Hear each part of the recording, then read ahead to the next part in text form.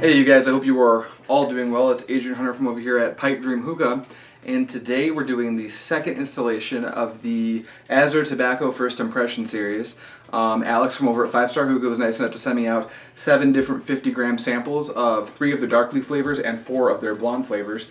Yesterday we did a blonde flavor that would have been, oh, what did I even do? Moscow Never Sleeps, which is kind of a weird one. Today we're going to be taking a look at, looks like I pulled out cinnamon cookie, which honestly I've got pretty high hopes for. I'm a big fan of cinnamon flavors. I'm not sure how this is going to translate. Now before we get into the scent on this tobacco, I'm going to go ahead and show you guys what I'll be smoking on, and we'll go ahead and take a look at the cut of the tobacco and what kind of a packing method I'm going to go for today, because yesterday would have been the blonde leaf, so you guys might not know as much about the dark leaf stuff just yet, and to be honest, neither do I. We're going to try out some stuff. This is more of a first impressions type of video than it is a full review. So moving right along to the cut of this tobacco, obviously it's going to be a dark leaf tobacco. That's the entire point of this particular video. Now as far as the cut goes, most dark leaves that I've had a chance to get my hands on are going to be some type of a fine cut.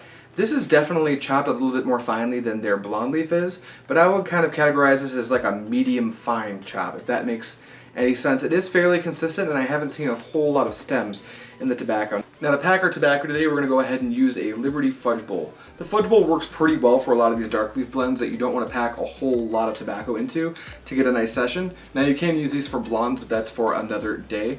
And what I'm going to try here is kind of a semi-dense pack that I'm just going to pat it down with my fingers after loading it around the bowl just above the rim.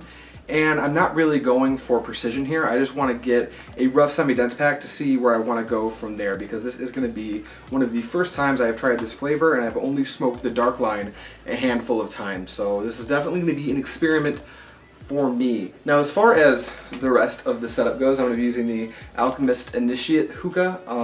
That's what I used for the last one. I think for the sake of consistency, we're going to stick to the same hookah for these videos. The hose is kind of interesting though. Shout out for anyone on THL that did the THL Secret Santa.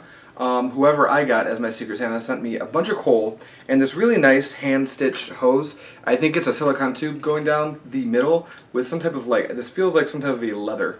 And they sent me a different mouth tip. I just went ahead and added my Pipe Dream Hookah, like smoke hookah mouthpiece to it. But yeah, so now that we know what we're smoking out of, we packed it and everything, let's go ahead and take a look at the scent of the tobacco. Okay, so the first thing that's going to jump out at you when you smell this stuff is going to be a pretty strong cinnamon scent. That's pretty much to be expected at this point. If you're going to have some type of a cinnamon tobacco, whether it be cinnamon cookie or alfalfa cinnamon, or anything that uses cinnamon in a pre-mixed tobacco, you can pretty much expect cinnamon to jump out in both the flavor and the scent of the tobacco. But let's take one more whiff and see what we get. Now in the back, I am getting this generic cookie, and the best way I can describe it is probably going to be like a snickerdoodle. I'm not really sure, I'm not going to read too much into it, but I think this does a pretty good job of representing the name of the tobacco and the scent. So let's move on to everyone's favorite thing and see what type of clouds we can get out of this stuff.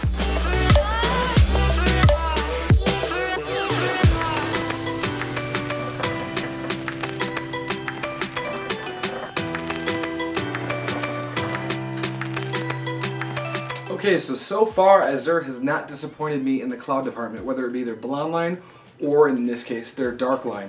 I will say that I forgot to mention at the beginning of the video that I am using a Provost on top of my fudge bowl, and to heat my tobacco today I am again using 2 Superior Cocoa cubes, and I'll plug this in right now for anyone who might be interested. Tomorrow at 7 p.m. my time, that's Michigan time, so I guess it would be like 4 o'clock if you're in California, probably like 5 o'clock mountain time. But we have the AM Hookah podcast. I'll leave a link to the video itself when it goes live. And we have Tam Yassin of Superior Cocoa coming on to talk about his product. So that's something pretty interesting. But I've been pretty impressed with these coals so far, and they put out a pretty good amount of heat. So we're obviously getting pretty good clouds. Now moving on to the most important thing when we're roughly analyzing any shishi tobacco in a first impressions video, let's go ahead and move on to the flavor profile. I'm going to kind of break the inhale-exhale thing because I haven't had enough time to really get into the flavor profile of this tobacco, so we're just going to be kind of rough.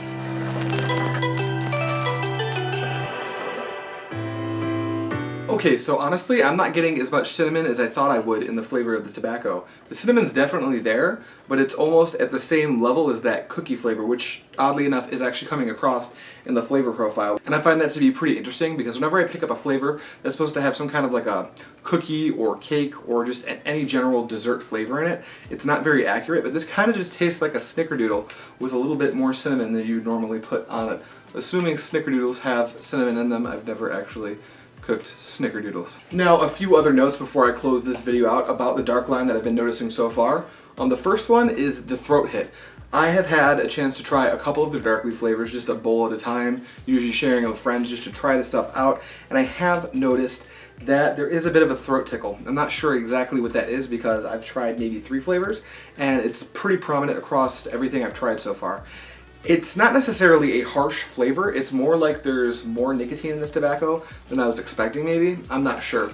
It's not quite as tickly as something like Tangiers would be, but it's definitely there, so that's something to keep in mind if you're thinking about impulse buying this after watching this video, or impulse buying it just because it's a new brand to the market. But yeah, that's something to be aware of. And also, this is semi-dense. I'm not sure if this is the optimum pack quite yet. I've tried it at a normal. It worked pretty well in that scenario as well. And I think I'm going to go ahead and do a Tangiers dense for you guys in one of the other 2 dark leaf tobacco first impressions I have coming in this series. I don't think it's going to work out very well, but for the sake of testing it, I'm going to have to do it.